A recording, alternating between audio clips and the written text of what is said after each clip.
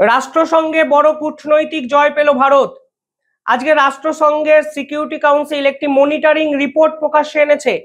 ঠিক সেখানে ভারতের দাবিকে হুবহু প্রশ্রয় দিয়ে টিআরএফ নামক জঙ্গি সংগঠনের দায় কাশ্মীর হত্যার পিছনে যে আছে তা বুঝিয়ে দিয়েছে রাষ্ট্রসংঘ এবং অফিসিয়ালি ডকুমেন্ট করেছে এই সমস্ত বিষয়টি। কেন এটা এত ইম্পর্টেন্ট? কারণ 22শে এপ্রিল কাশ্মীরে পেহেলগাম হত্যাকাণ্ড ঘটেছিল, আপনারা জানেন। এই 22শে এপ্রিলের পর টিআরএফই একমাত্র সংগঠন যারা এই হত্যাকাণ্ডের দায় স্বীকার করে। এবার টিআরএফ এর পিছনে আছে লস্কর-ই তৈবা। পাকিস্তান বুঝতে পারে যে লস্কর-ই তৈবাকে নিয়ে যদি নড়াচড়া শুরু হয় তাহলে এখানে পাকিস্তান যোগ স্পষ্ট হয়ে যাবে। 22শে এপ্রিলের ঘটনার পর 26শে এপ্রিল পাকিস্তানের কার্যত প্রেসারে মাথা নত করে টিআরএফ এর ফেসবুক অ্যাকাউন্ট থেকে সেই দায় স্বীকারের পোস্টটা কিন্তু ডিলিট করা হয় এবং পাকিস্তান বোঝাতে চায় এর পিছনে টিআরএফ নেই। টিআরএফ এর মতো সংগঠন ভুল করে কাশ্মীরের এই পেহেলগাম হত্যাকাণ্ড নিয়ে একটি ফেসবুকে পোস্ট করে ফেলেছে। তারা বলেছিল হ্যাকিং করে ফেলেছে, কিন্তু ইতিমধ্যেই ভারত যা করার করে ফেলেছিল। ভারত এই পুরো বিষয়টার প্রমাণপত্র, ডিজিটাল ফুটপ্রিন্ট তা জাতিসংঘের অ্যান্টি টেরর ইউনিটকে জমা দিয়ে দেয় এবং টিআরএফ কে আন্তর্জাতিক স্তরে নিষিদ্ধ ঘোষণা করার জন্য একাধিক ডিপ্লোম্যাটিক চ্যানেল ওপেন করে ডিপ্লোম্যাটিক টকস কিন্তু শুরু করেছে ভারতের পক্ষ থেকে।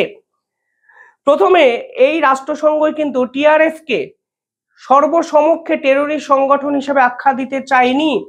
ভারত লাগাতার প্রেসার ক্রিয়েট করেছে, ভারতকে সাপোর্ট করেছে রাশিয়ার মতো দেশ, এবং টিআরএফই যে আসলে কাশ্মীর এই নৃশংস হত্যাকাণ্ডের পিছনে জড়িত সেই ঘটনা কিন্তু প্রমাণ করে দেয় ভারত রাষ্ট্রসংঘের মতো একটি জায়গায়। অবস্থা এতটাই খারাপ জায়গায় চলে যায় পাকিস্তানের অন্তত, যে ডোনাল্ড ট্রাম্পের প্রশাসন এই টিআরএফ কে কিন্তু নিষিদ্ধ ঘোষণা করে দেয় এবং ভারত যে ডিপ্লোম্যাটিক স্তরে রাষ্ট্রসংঘেও জিততে চলেছে তার একটা আভাস কিন্তু সেদিনই পাওয়া গেছিল। যখন ডোনাল্ড ট্রাম্পের প্রশাসন টিআরএফ কে নিষিদ্ধ ঘোষণা করে তখন পাকিস্তানের পক্ষ থেকে বলা হয়েছিল রাষ্ট্রসংঘ তো ঘোষণা করেনি, ফলে এখনই এর পিছনে পাকিস্তান যোগ আছে এই রকম ধারণা করার কোনো কারণ নেই। পাকিস্তানের কনফিডেন্সটা কোথা থেকে আসছিল? মনে রাখবেন, পাকিস্তান কিন্তু জুলাই মাসে রাষ্ট্রসংঘের প্রেসিডেন্সি সামলাচ্ছে। নন পার্মানেন্ট মেম্বাররা নির্দিষ্ট একটু টাইমে প্রেসিডেন্সি সামলাতে পারে। প্রেসিডেন্সি হলে আপনি রাষ্ট্রসংঘকে পরিচালনা করতে পারবেন, আপনি ডিবেট অর্গানাইজ করতে পারবেন, ডিসকাশন করতে পারবেন, ভেটো জারি করতে পারবেন। পাকিস্তান ভেবেছিল এই ক্ষমতার অপপ্রয়োগ করে সেই কাশ্মীর ইস্যু নিয়ে চিরাচরিত মিথ্যে বন্দনা আন্তর্জাতিক স্তরে করবে এবং টিআরএফ এর এই ইস্যুটা সম্পূর্ণ অন্যদিকে ঘুরিয়ে দেবে।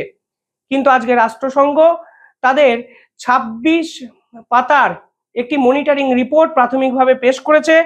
সেখানে 3টে গুরুত্বপূর্ণ পয়েন্ট তারা তুলে ধরেছে। প্রথমে তারা বলেছে টিআরএফ পাবলিকলি ক্লেমড টুয়াইস, অর্থাৎ টিআরএফ প্রথমে নিজেরাই দাবি করেছে যে কাশ্মীরের পেহেলগাম হত্যাকাণ্ডের সঙ্গে যারা জড়িত। 22শে এপ্রিল তারাই প্রথম দাবি করে দ্য রেজিস্ট্যান্স ফোর্স। পরবর্তীকালে পাকিস্তানের চাপের কাছে মাথা নত করে পাকিস্তান যখন বুঝে যায় যে টিআরএফ কে টানা মানে পিছনে লস্কর-ই তৈবাকেও সামনে নিয়ে আসা হবে, অর্থাৎ কান টানলে মাথা আসার মতো ব্যাপার, তখন পাকিস্তানের সাহায্যে টিআরএফ কিন্তু সেই পোস্টটাকে মুছে দেয়। কিন্তু রাষ্ট্রসংঘ আজকে বলে দিয়েছে যে আপনি মুছুন বা না মুছুন, আসলে পেহেলগাম হত্যাকাণ্ডের সঙ্গে আপনি দায়ী। এবার লস্কর-ই তৈবার কথা যখন রাষ্ট্রসংঘ বলেছে, স্বাভাবিকভাবেই লস্কর-ই তৈবা কোথাকার রেজিস্টার্ড সংগঠন? পাকিস্তানের রেজিস্টার্ড সংগঠন। অর্থাৎ পাকিস্তান যে চীন, তুরস্ক বিভিন্ন দেশকে একজোট করে একটা মিথ্যে দাবি করার চেষ্টা করছিল যে কাশ্মীরের এই ঘটনার পিছনে তারা নেই, তাদের সমস্ত দাবি কার্যত ব্যর্থ হয়ে যায় এবং তাদের মিথ্যের ফানুস ফুস হয়ে ফেটে গেল আজকে রাষ্ট্রসংঘে। শুধু তাই নয়, রাষ্ট্রসংঘে এই মনিটরিং রিপোর্টে পরিষ্কার লেখা আছে the attack could not have occurred যদি এলএটি অপারেশন সাপোর্ট না করত। অর্থাৎ রাষ্ট্রসংঘের পিছনে এলএটি আছে, লস্কর-ই তৈবা আছে, দ্বিতীয় পয়েন্ট। তৃতীয় পয়েন্ট হলো রাষ্ট্রসংঘে আজকে তারা প্রমাণ পেয়েছে যে লস্কর-ই তৈবা যদি অপারেশন সাপোর্ট না করত তাহলে কোনোভাবেই টিআরএফ এই ধরনের কর্মকাণ্ড করতে পারতো না। নিঃসন্দেহে ভারতের বড় জয়, এবং এমন একটা সময় জয় যে সময় রাষ্ট্রসংঘের প্রেসিডেন্সি পদ সামলাচ্ছে পাকিস্তান। রাষ্ট্রসংঘের 1267 এই যে রেজলিউশন আছে তা কেন ইম্পর্টেন্ট? কারণ এই রেজলিউশনে কাউকে যদি অপরাধী হিসাবে ডেজিগনেটেড করা হয়, স্যাংশন করা হয় কোনো নির্দিষ্ট সন্ত্রাসবাদী গ্রুপকে, তাকে আন্তর্জাতিক স্তর সম্পূর্ণ বয়কট করে ফেলে। অর্থাৎ সেই পার্টিকুলার অর্গানাইজেশনটার কোনো ব্যাংক অ্যাকাউন্ট হবে না, সেই অর্গানাইজেশনের সঙ্গে কোনো জড়িত ব্যক্তিরা এক দেশ থেকে অন্য দেশে যেতে পারবে না। খানিকটা ইন্টারন্যাশনাল ক্রাইম ল, এই ল অনুযায়ী আন্তর্জাতিক স্তরে দাগী অপরাধী হিসাবে চিহ্নিত করা হবে যদি রাষ্ট্রসংঘের সিকিউরিটি কাউন্সিল কোনো নির্দিষ্ট অর্গানাইজেশনকে টেরোরিস্ট আখ্যা দিয়ে দেয়। আর এখানেই ভারতের কাছে বড় চ্যালেঞ্জ ছিল, টিআরএফ কে যেন তেন প্রকারে এই টেরোরিস্ট আর অর্গানাইজেশন হিসাবে ডেজিগনেটেড করতে হবে, রেজিস্টার্ড করতেই হবে। ভারত কিন্তু লাগাতার সেই চেষ্টা করে গেছে, যার সুফল কিন্তু আজকে রাষ্ট্রসংঘের মনিটরিং রিপোর্টে পাওয়া গেছে, যা ভারতের নিঃসন্দেহে বড় ডিপ্লোম্যাটিক জয়। এরপরে পাকিস্তানের কি কিছু আর বলার থাকলো? পাকিস্তান তবুও কুকুরের মতো চিৎকার করবে কাশ্মীর নিয়ে, তবুও কাশ্মীরকে তারা তাদের অংশ হিসাবে দাবি করবে। এরপরেও ভারতবর্ষ বলে দেবে পাকিস্তানের মতো সন্ত্রাসবাদী একটা রাষ্ট্র কাশ্মীর তো ডিজার্ভই করে না। কাশ্মীরের আলোচনা ছেড়ে দিন, কাশ্মীর ভারতের অবিচ্ছেদ্য অংশ, কাশ্মীর ভারতের সঙ্গে ছিল, আছে এবং থাকবে।